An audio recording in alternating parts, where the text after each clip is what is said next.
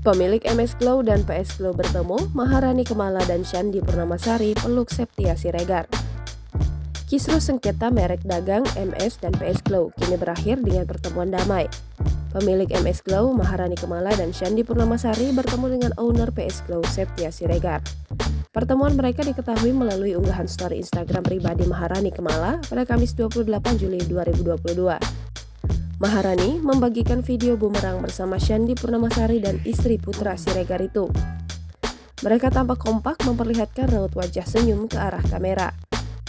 Momen tersebut sontak langsung menjadi sorotan warganet.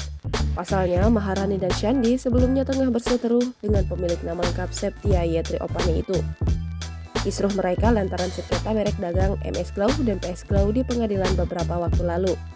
Pertemuan ketiganya turut diunggah oleh akun Instagram Sam Putri Angelina. Akun tersebut menampakkan momen saat Maharani dan Shandy merangkul dan berpelukan dengan Septia.